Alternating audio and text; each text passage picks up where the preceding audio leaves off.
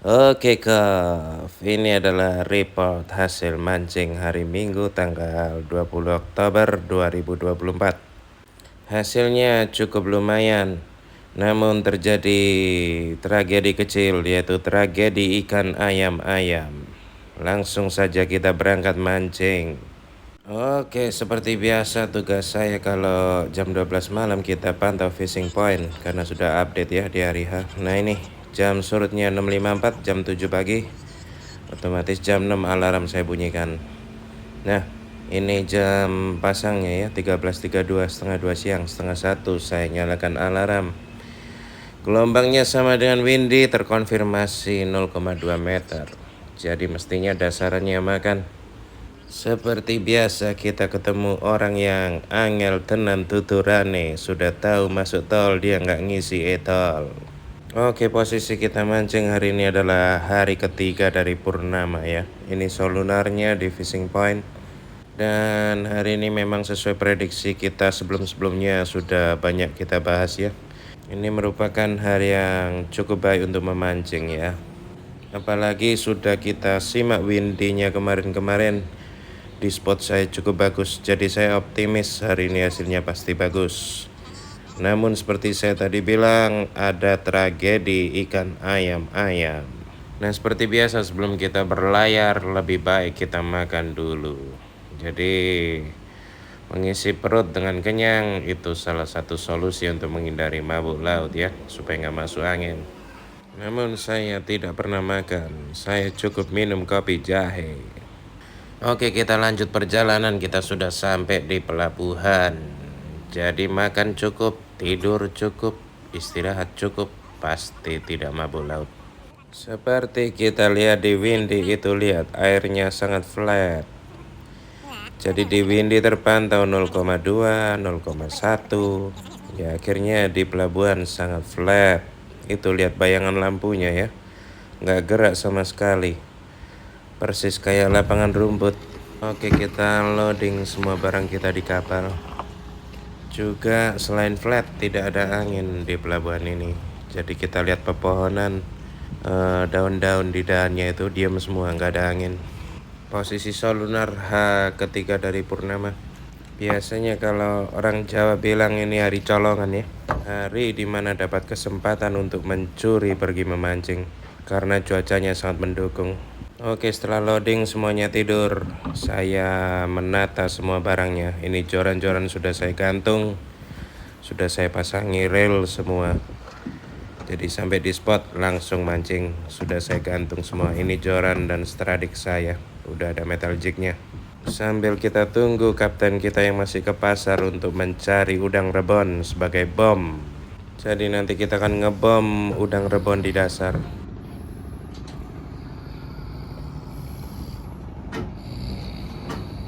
Akhirnya kapten datang, kita langsung berangkat. Semuanya sudah ngorok.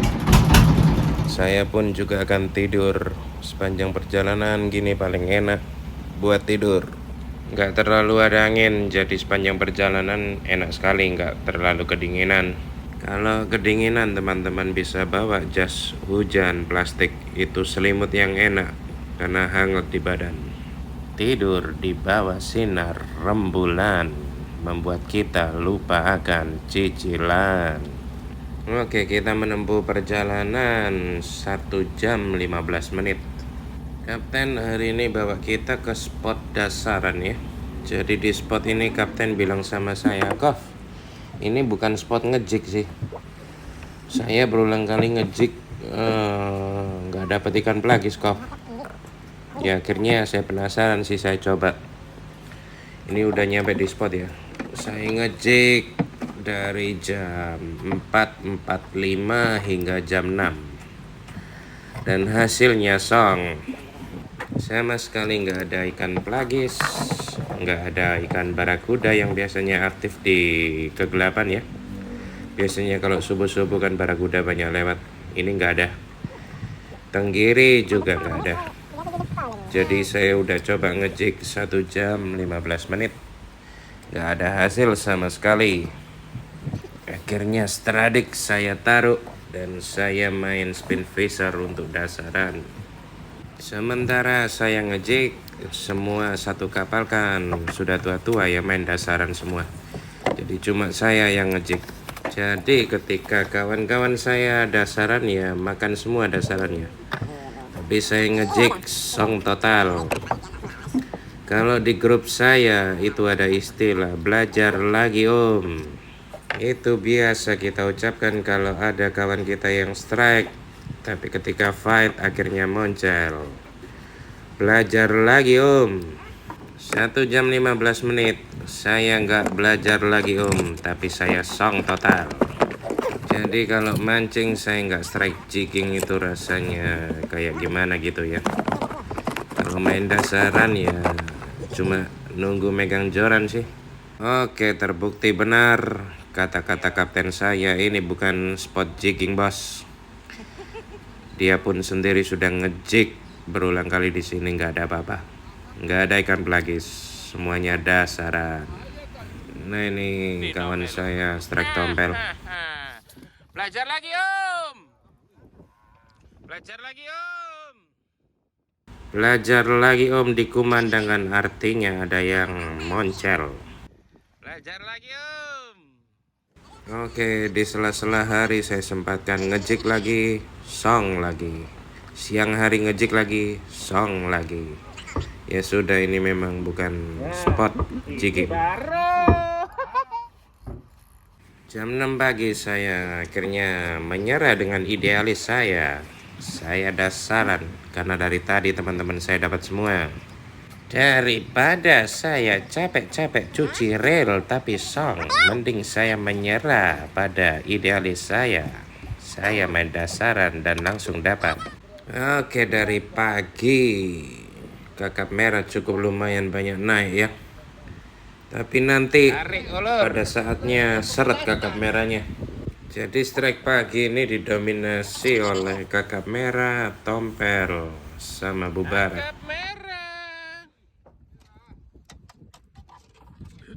Yang ini ngerjekeni awakmu. Seharian ini kita nggak kemana-mana, cuma satu spot aja tapi dikelilingi ya. Belajar lagi om. Tompel. Ada yang moncel lagi. Entah daun.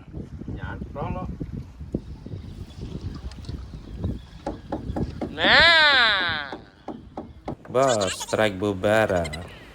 Oke, kapten kita strike, kelihatannya besar. Melihat gerakannya, sepertinya ini ikan bubara ya. Kalau di Jawa sini disebut dengan istilah ikan putihan. Ikan putihan itu jenis GT tapi belum besar. Lagi, om. Ternyata kapten kita juga belajar lagi om. Oh ya, koki kita hari Selasa ulang tahun. Mempersembahkan khusus untuk acara ulang tahun adik tercintanya.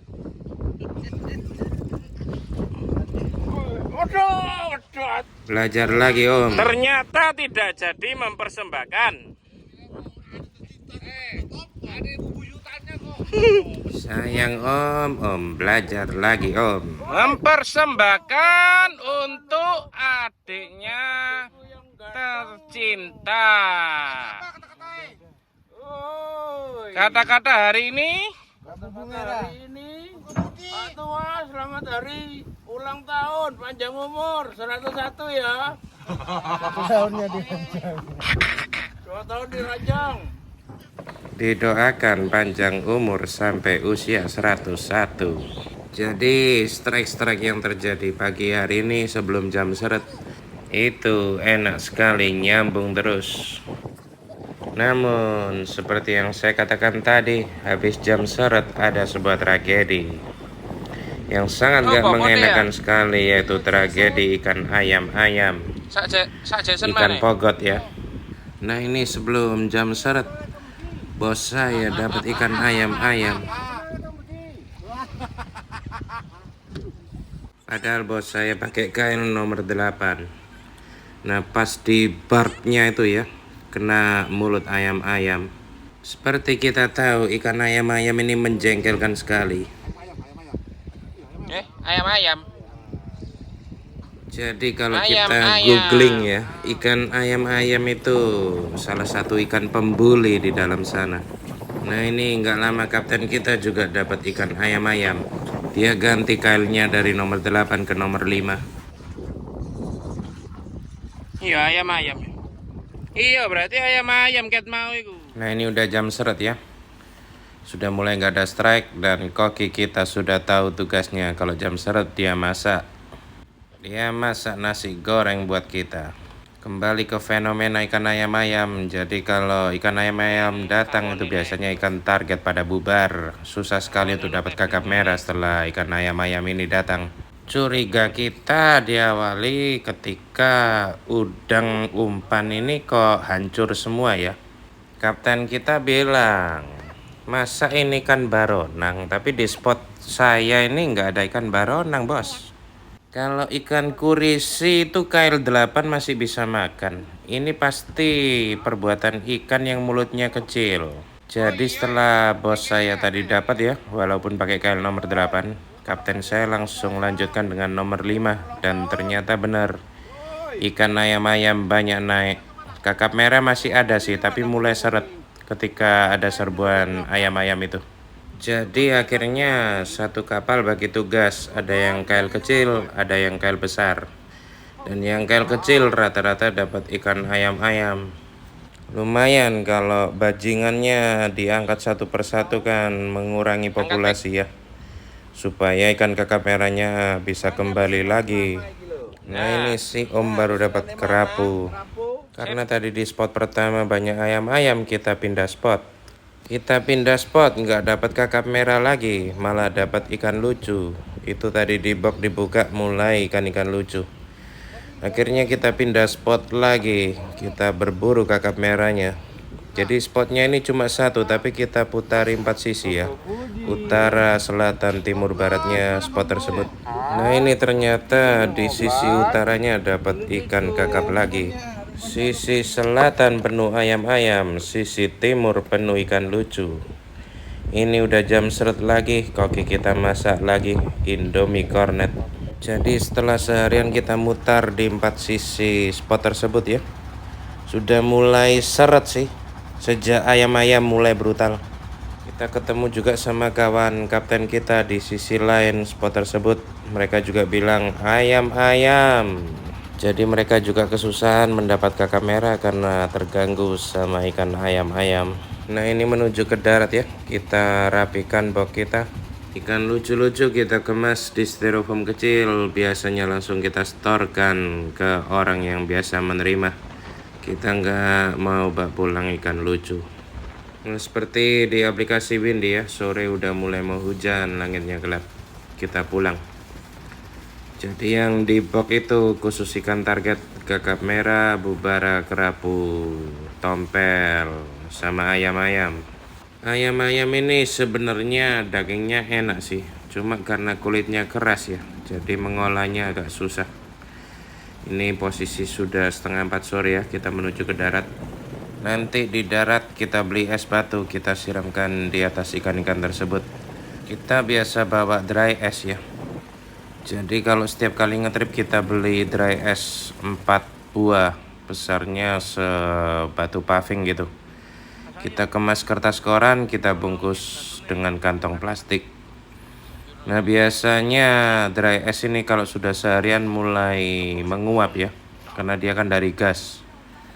Nah dia biasanya mulai menguap, mulai hancur, sehingga di sini sudah nggak ada es. Maka sesampai di darat biasanya kita siram kembali dengan es kristal supaya nggak basi. Nah dry es ini lumayan karena suhunya minus, membuat ikan-ikan jadi beku dan kaku.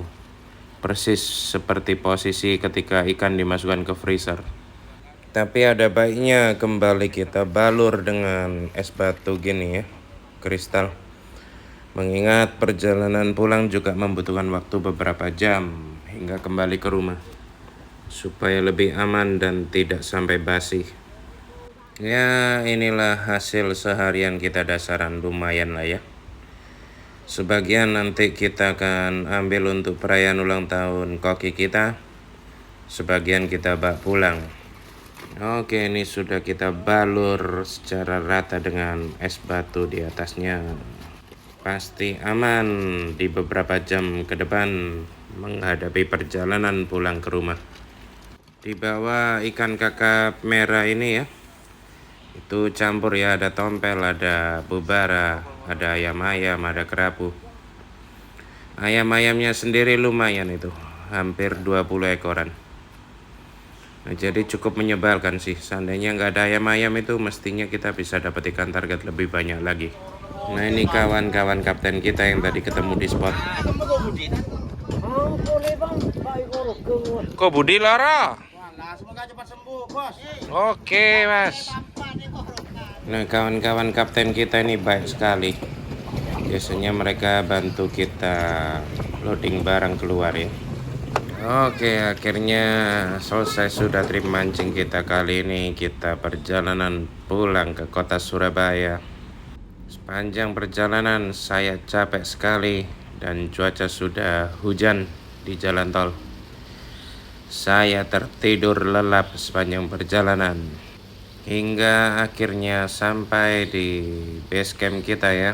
Saya masih tertidur di mobil, saya nggak dibangunkan. Hingga akhirnya karena posisi AC mati ya, saya akhirnya bangun. Setelah bangun, saya lihat ini jatah yang nanti dipakai untuk ulang tahun koki kita. Jatah saya sudah dimasukkan di mobil. Ya, kurang lebih itu ya trip kita yang dipenuhi oleh tragedi ayam-ayam. Oke, sekian saya tutup konten kita kali ini. Salam akur persaudaraan Anglers Nusantara dari Sabang sampai Merauke. Terima kasih. Bye-bye, Golf.